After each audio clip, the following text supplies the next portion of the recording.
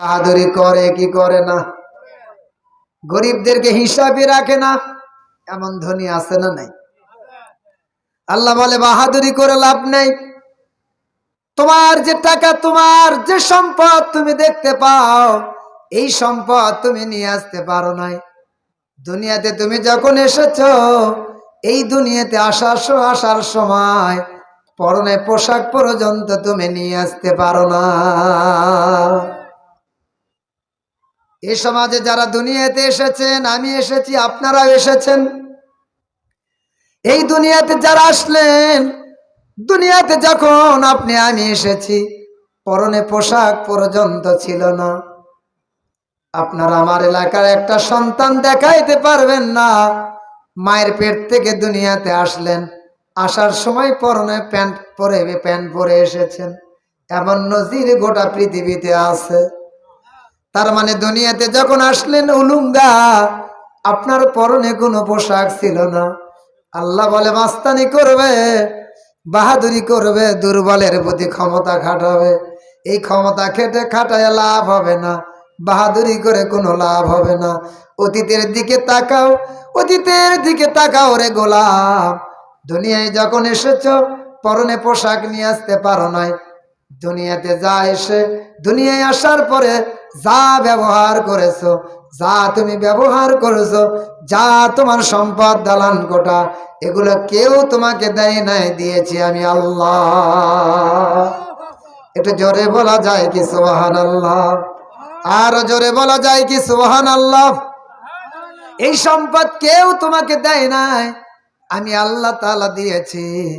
যদি তাই না হয় দুনিয়ার দিকে তাকাও, একটু দুনিয়ার দিকে খেয়াল করে দেখেন, কত মানুষ কত কোটি কোটি টাকার মালিক ছিল। আমার এলাকায় অনেক জায়গায় কোটি কোটি টাকার মালিক। এই কোটি কোটি টাকার মালিকদেরকে আমার আল্লাহ তাআলা অন্যের বাড়ির কামলা বানায় দিয়েছেন। এমন নজির এই বাংলার জমিনে আছে না নাই? অনেকেই বলে ওর বাবার সম্পদ ছিল 300 বিঘা, অনেকেই বলে ওর দাদার সম্পদ ছিল 200 বিঘা। আজকে সেই পরিবারের সন্তানেরা কামলা দেয়, এমন নজির আছে না নাই? তার মানে আবার তাকায় দেখেন, কত মানুষের বাড়িতে কামলা দিত, নিজেদের জীবন যাপন করতে পারে নাই। সেই মানুষগুলো এখন কোটি কোটি টাকার মালিক হয়েছেন। এমন নজির বাংলার জমিনে আছে না নাই? আল্লাহ বলে বাহাদুরি করবে না, কোটিপতিকে আমি গরিব বানায় দিতে পারি, গরিবদেরকে আমি ধনী বানায় দিতে পারি। এই ক্ষমতা আমার আল্লাহ তাআলার আছে না নাই? আল্লাযী খালাকাল মাউতা ওয়াল হায়াতা লিয়াবলুয়াকুম আইয়ুকুম আহসানু আমালান ওয়া হুয়াল আজিজুল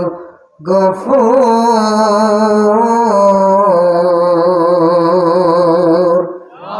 আমি আল্লাহ তাআলা তোমাদেরকে মউত দান করেছি, এরপরে আমি আল্লাহ তাআলা তোমাদেরকে জীবন দান করেছি। তার মানে মউতের কথা আমার আল্লাহ তাআলা আগে বলেছেন। আমার আপনার কোনো চিহ্ন ছিল না, নিশ্চিহ্ন ছিল। আমার আপনার কোনো চিহ্ন ছিল না, সেই নিশ্চিহ্ন থেকে আমার আল্লাহ তাআলা আমাকে আপনাকে চিহ্ন দান করেছেন। আমার কোনো অস্তিত্ব ছিল না, আমার আল্লাহ তাআলা অস্তিত্বহীন থেকে আমার আল্লাহ তাআলা অস্তিত্ব দান করেছে। তোমাদেরকে সেখানে আমি তোমাদেরকে জীবন দান করলাম। আর এই জীবন দান করার এইটাই শেষ নয়, আবার তোমাদেরকে মরতে হবে, আমার কাছে তোমাদেরকে ফিরে আসা লাগবে। যত মানুষ এসে এখানে হাজির, আর যারা এখনো প্যান্ডেলে আসে নাই, জবান খুলে বলেন রে মুসলমান, আমার আপনার আল্লাহর দরবারে হাজিরা দেওয়া লাগবে কি লাগবে না? আমার আপনাকে হাজিরা দেওয়া লাগবে। সেই চিন্তা চেতনা নিয়ে আমার আপনার জীবন যাপন করা লাগবে। সেই চিন্তা চেতনা নিয়ে আমার নবীর সাহাবায়ে কিরামরা জীবন যাপন করেছে। তারা ক্ষমতার বাহাদুরি করে নাই, একটা মুহূর্তের জন্য রাজত্বের বাহাদুরি করে নাই। আর যত সময় ক্ষমতায় থেকেছেন, ক্ষমতায় থেকে ক্ষমতার কোনো অপব্যবহার করে না, একটা মুহূর্তের জন্য করে নাই। তাই তো দিন রাত 24 ঘন্টা নিজে আরামের ঘুমকে হারাম করে, আরামকে হারাম করে আল্লাহর নবী সাহাবায়ে আমরা সমাজের মানুষের, প্রতিবেশী মানুষের খোঁজ খবর নিয়েছেন। একটু আওয়াজ দিয়ে বলা যায় কি মারহাবা। সিদ্দিক আকবর হযরতে আবু বকর আল্লাহর নবীর জলিলুল কদর সাহাবী, 1 নাম্বার সাহাবী হযরতে আবু বকর রাদিয়াল্লাহু তাআলা আনহু হযরতে ওমরকে সাথে নিয়ে মদিনার মরুভূমির পথ দিয়ে হেঁটে হেঁটে যায়, রাস্তা দিয়ে হেঁটে হেঁটে যান। হযরতে ওমর বলেন, রাস্তা দিয়ে যাইতে যাইতে আমার নবীর সাহাবী সিদ্দিক আকবর মদিনার প্রথম খলিফা হযরতে আবু বকর রাদিয়াল্লাহু তাআলা আনহু রাস্তা দিয়ে চলতেই হঠাৎ করে ডান দিকে পাশ কেটে চলে যান, হঠাৎ করে ডান দিকে সাইড কেটে চলে যায়। আমি হযরতে ওমর সিদ্দিক আকবর হযরতে আবু বকরের সাথে সাথে যাইতে শুরু করে দেই।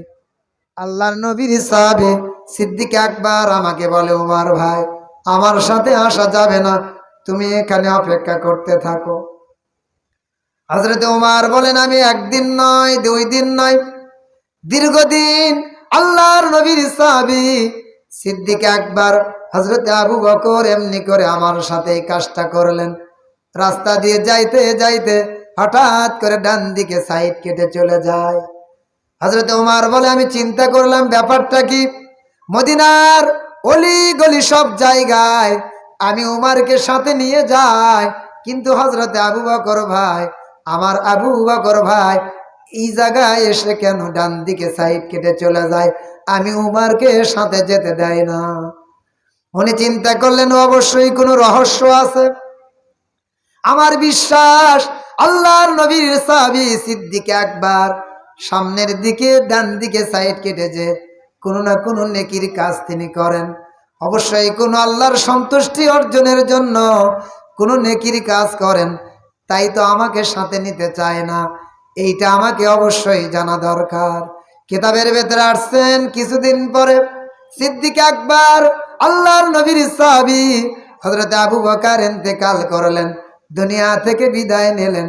এবার সাহাবীদের পরামর্শে এবার দ্বিতীয় খলিফা হযরত উমর মদিনা রাষ্ট্রপতির চেয়ারে বসলেন। একটু জোরে বলা যায় কি মারহাবা। মদিনা রাষ্ট্রপতি হযরত উমর আমিরুল মুমিনিন, উনি যখন রাষ্ট্রপতির চেয়ারে মসজিদে নববীতে বসলেন, উনি চিন্তা করলেন আমাকে জানতে হবে এই মদিনা রাষ্ট্রপতি থাকাকালীন আমার নবীর সাহাবী, আমার ভাই আল্লাহর নবীর জলিলুল কদর সাহাবী সিদ্দিক আকবর আমাকে সাথে করে নিয়ে পথ চলেন, কিন্তু হঠাৎ যাইতে যাইতে ডান দিকে সাইড কেটে চলে যায়, আমাকে সাথে যেতে দেয় না। আমার মন বড় চাই, আমার মনে বড় আশা, অনেক চেষ্টা করেছি, প্রচেষ্টা করেছি, আমি ওই জায়গায় যেতে চাই, কারণটা আমার বড় জানা দরকার, কিন্তু যাইতে পারি নাই, আমাকে যাইতে দেয় নাই, নিষেধ করেছেন। তাই তো আমিরের আদেশকে আমি অমান্য করতে পারি নাই। আজকে যেহেতু আমি এই মদিনার খলিফা রাষ্ট্রপতি, আমি ওমর হয়েছি, ওই জায়গাটায় আমাকে অবশ্যই জানা দরকার। একটু জোরে বলা যায় কি মারহাবা। হযরত ওমর ওই রাস্তা দিয়ে পথ চলছেন, যাইতে যাইতে যেই জায়গায় গিয়ে সিদ্দিক আকবর ডান দিকে সাইড কেটে যাইতেন, সেই জায়গার দিকে পথ চলা শুরু করলেন। এবার যাইতে একটু সামনের দিকে যাইতে একজন যুবকের সাথে দেখা হয়ে যায়। যুবকটারে বলে, ভাই আমি তোমার কাছে একটা কথা জানতে চাই। সিদ্দিক আকবর আল্লাহর নবীর জলিলুল কদর সাহাবী, আমাদের বড় ভাই হযরত আবু বকর সিদ্দিক রাদিয়াল্লাহু তাআলা আনহু রাস্তা দিয়ে যাইতে ডান দিকে সাইড কেটে এই জায়গার দিকে আসতেন, কারণটা কি রে ভাই, আপনি কি জানতে পারেন? আপনি কি বলতে পারবেন? আমাকে সন্ধান দিতে পারেন?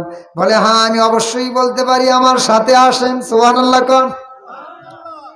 আল্লাহর নবীর সাহাবী সিদ্দিকে আল্লাহর নবীর সাহাবী আমিরুল মুমিনিন হযরত ওমর সামনের দিকে আরেকটু যাওয়া শুরু করে দিলেন।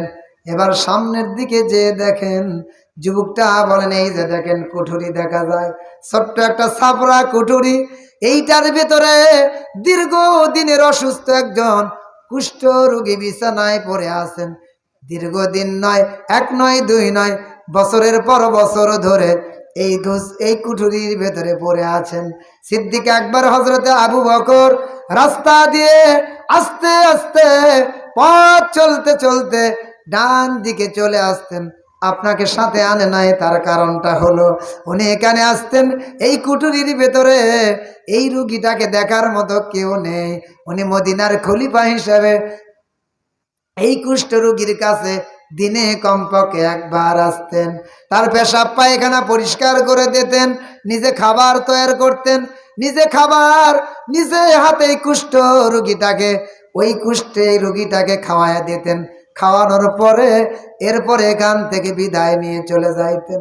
আমিরুল মুমিনিন হযরতে ওমর বলেন, আল্লাহ আপনার নবীর সাহাবী সিদ্দিক আকবর দুনিয়াতে 1 নম্বর সাহাবী, আর দুনিয়া থেকে বিদায় নিলেন, আমাকে সেকেন্ড বানায়া, দ্বিতীয় বানায়া, আমলের দিক দিয়েও 1 নম্বর হয়ে জান্নাতে চলে গেলেন। এটা জোরে বলা যায় কি সুবহানাল্লাহ।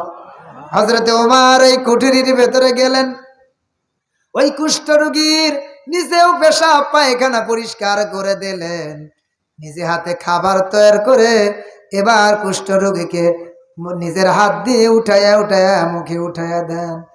কুষ্ঠরোগীটা অন্ধ, গোটা শরীরে তার ঘাপ, চোখে দেখতে পারে না।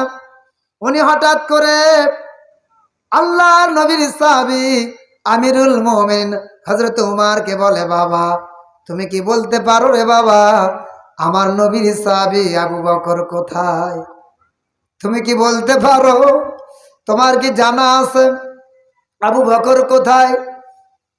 আমিরুল মুমিনিন হযরত উমর রোগী কুষ্ঠ রোগীকে বলেন, বাবা আপনি আমি হযরতে আল্লাহর নবীর সাহাবী সিদ্দিক আকবর আবু বকরকে কেমন কেন খোঁজেন? আপনার প্রয়োজন পেশাব পায়খানা পরিষ্কার করা, আল্লাহর নবীর সাহাবী সিদ্দিক আকবর পেশাব পরিষ্কার পায়খানা আপনার পরিষ্কার করে দিতেন, আপনারে খাওয়াইয়া দিতেন, আপনার পেশাব পায়খানা পরিষ্কার আমি করে দিলাম, আপনাকে খাবার তৈরি করে খাওয়াইয়া দিলাম। আপনি তো চোখে দেখেন না, বলে না আপনি চোখে দেখেন না, কিন্তু আপনি কেমন করে বুঝতে পারলেন এইটা আল্লাহর নবীর সাহাবী আবু বকর নয়? একটু জোরে বলা যায় কি মারহাবা। কুষ্ঠরোগী বলে, আমি আমার নবীর সাহাবী আবু বকর নয়, এইটার কারণে আমি বুঝতে পেরেছি আমার পেশাব পায়খানা পরিষ্কার করে দিতেন, খাবার তৈরি করে দিনে একবার এসে, আমি কুষ্ঠরোগী, আমার মুখের ভিতরে ঘা হয়ে গিয়েছেন, জিহ্বাগুলো ঘা হয়ে জিহ্বাটা খুলে খসে খসে অর্ধেকটা পড়ে গিয়েছেন, জিহ্বা আমার অর্ধেকটাই খসে খসে পড়েছেন। আর এই অবস্থায় আমাকে যদি হাত দিয়ে উঠাইয়া দেন তাহলে আমার মুখে আমি আঘাত পাই, ব্যথা পাই। এজন্য সিদ্দিক আকবর হযরত আবু বকর খাবার তৈরি করে করে হাত দিয়ে আমার মুখে উঠাইয়া দিতেন না, নিজে মুখের ভেতরে খাবারগুলো চিবে চিবে জিহ্বা দিয়ে আমার মুখের ভেতরে ঢুকাইয়া দিতেন। আজকে যখন আমার পেশাব পায়খানা পরিষ্কার হয়ে গেল, আবার এরপরে আমার খাবার তৈরি করে খাবার যখন আমার মুখের ভেতরে হাতের আঙ্গুল দিয়ে ঢুকাইয়া দিয়েছ, তখন আমি বুঝতে পেরেছি হাতের আঙ্গুল দিয়ে আমার মুখের ভেতরে খাবার যেহেতু ঢুকাইয়া দিয়েছে, আমি বুঝতে পারলাম, চোখে যদিও দেখতে পারি নাই, আমি বুঝতে পেরেছি আমার নবীর সাহাবী সিদ্দিক আকবর আবু বকর আমার সামনে আসে না। এটা জোরে বলা যায় কি আল্লাহু আকবার। আমার সামনে আসে নাই। আল্লাহর নবীর সাহাবী সিদ্দিক আকবর যদি আমার সামনে আসতেন তাহলে আমাকে খাবার তো হাত দিয়ে উঠাইয়া দিতেন না, মুখের ভেতরে খাবার চিবে চিবে আমার যেন কষ্ট না হয় এই কারণে জিহ্বা দিয়ে আমার মুখের ভেতরে খাবার ঢুকাইয়া দিতেন। আমি যখন খাবার আঙ্গুল দিয়ে আমার মুখের ভেতরে দিয়েছেন, আমি তখন মুখের ভেতরে আমি ব্যথা পেয়েছি, আর আমি বুঝতে পেরেছি আমার নবীর সাহাবী আবু বকর আমার সামনে আসে নাই। ওইটা যে দ্বিতীয় খলিফা হযরত উমর, এইটা রোগী বুঝতে পারে নাই। উনি বলে, বাবা তোমার পরিচয়টা কি আমি জানতে পারি বাবা? আর আমি জানতে চাই আমার নবীর সাহাবী আবু বকর কোথায়? হযরত ওমর চোখের পানি ছেড়ে দিয়ে কুষ্ঠ রোগীর পাশে হাউমাউ করে কেঁদে কেঁদে বলে, বাবা আপনার আবু বকর, আপনার নবীর সাহাবী আবু বকর আপনার সামনে আর কোনোদিন আর আসবে না। যেমনি এই কথা বলেছেন, কুষ্ঠরোগী হাউমাউ করে কেঁদে আমিরুল মুমিনিনকে জ্বর হাত দিয়ে জড়ায় ধরে বলে, বাবা আমার বুঝতে আর বাকি নেই, আমার মন বলে দেয় আমার নবীর জলিলুল কদর সাহাবী সিদ্দিক আকবর আবু বকর বুঝি আর দুনিয়াতে বেঁচে না। আর আমার বোঝার বাকি নাই, আপনি বুঝি তাহলে আমার নবীর সাহাবী হযরত উমর। সুবহানাল্লাহ কোন মুসলমান, আল্লাহর নবীর সাহাবীরা প্রতিবেশীর খোঁজ খবর নিতেন, রোগীদের খেদমত করেছেন, রোগীদেরকে ঘৃণা করে নাই। আজকে আমার আপনজন যদি অসুস্থ হয়ে যায়, ওই রুমে আমরা বছরে একবারও যাই না, এমন মুসলমান বাংলার জমিনে আছে না নাই? আমার নবীর সাহাবী অর্ধ মদিনা রাষ্ট্রপতি, এক নাম্বার খলিফা, ওই দেশের ভেতরে যিনি অসুস্থ তার বিছানার পাশে দিনে একবার যান, খাবার তৈরি করে দিয়ে জিব্বা দিয়ে দিয়ে রোগীর মুখে দিয়ে দেন। আর এই দুনিয়াতে কত সন্তান আমার এলাকার ভেতরে, এই দেশের ভেতরে, এই ইউনিয়নের ভেতরে বসবাস করে। জন্মদাতা মা বাবা বিছানায় পড়ে কত সন্তান আজ পর্যন্ত অনেকেই 6 মাস পার হয়ে গেল বিছানার পাশে যাওয়ার সময় পায় না। এমন সন্তান বাংলার জমিনে আছে না নাই? একটু জোরে বলা যায় কি আছে না নাই? ও কপাল পোড়া মুসলমান, ও কপাল পোড়া মুসলমান, পায়ে হাত দিয়ে বলে যাই রে মুসলমান, বাবা মার দিকে খেত তাকান, রহমতের নজরে তাকান, বাবা মার পাশে যান, বাবা মার খেত খোঁজ খবর নেন। আপনি যা খাবেন বাবা মারে খাওয়াবেন, আপনি যা পড়বেন বাবা মারে খাওয়াইবেন। কত এলাকার সন্তান হাজার হাজার টাকা ঈদ মার্কেট করেছেন, মাকে একটা কাপড় নিয়ে দিতে পারে নাই। এমন কপাল পোড়া মুসলমান বাংলাদেশে আছে না নাই? একটু জোরে বলা যায় কি আছে না নাই? আপনার হাজার হাজার টাকার পোশাক কিনেছেন, আপনার নিজের সন্তানের কিনেছেন, বিবির কিনে ক্রয় করেছেন, আপনার শ্বশুরের ক্রয় করেছেন, শাশুড়ির ক্রয় করেছেন। আমরা আপনাকে বাধা দেব না, নিষেধ করব না, কিন্তু আপনার বাবার জন্য একটা লুঙ্গি পর্যন্ত কিনতে পারে নাই। এমন কপাল পোড়া মুসলমান এই এলাকার ভেতরে আছে না নাই? মুসলমান, আপনি দুনিয়াতে আসছেন কেমনে? আপনি দুনিয়াতে এত বড় হয়েছেন কেমনে? আপনাকে সমাজের কেউ চিনত না। আমি গোটা দেশে ওয়াজ করতে যাই, আমাকে কেউ চিনত না। আমার মা যদি আমাকে লালন পালন না করতেন, বাবা যদি মেহনত করে পয়সা খরচ আমার পিছে না করতেন, আজকে এই চেয়ারে আমাকে মঞ্চে বসে কেউ দিতেন? কথা কয় না? কেউ দিত না, কেউ টাইমই দিত না। আজকে আমি এত বড় হইলাম, এই সমাজের সব মানুষেরা আমাকে চেনে, এলাকার মানুষেরা সম্মান করে, দেশের মানুষেরা সম্মান করে। আমার বাবা মার সবচাইতে বড় অবদান আছে না নাই? তার মানে আমার বড় হওয়ার পেছনে, আমার পড়াশোনা করার পেছনে, আমার এই সমাজের পরিচিতি হওয়ার পেছনে আমার বাবা মার অবদান আছে না নাই? মুসলমান, পায়ে হাত দিয়ে বলে যাই, বাবা মাকে কষ্ট দেওয়া যাবে না। ওয়াকাদা রাব্বুকা আল্লা তা'বুদু ইল্লা ইয়্যাহু ওয়া বিল ওয়ালিদাইনি ইহসানা। মুসলমান, একমাত্র আল্লাহ বলেন, একমাত্র ইবাদত করবে, দাসত্ব করবে, গোলামি করবে আমি আল্লাহ। আমার ইবাদতের পরে এহসান করবে, ভালো ব্যবহার করবে, সৎ আচরণ করবে তোমাদের বাবা মার। এটা জোরে বলা যায় কি কার? আরো জোরে। তোমাদের বাবা মার প্রতি সৎ আচরণ করবে, ভালো ব্যবহার করবে, বাবা মার খেদমত করবে, বাবা মার সাথে কখনো খারাপ আচরণ করবে না। বাবা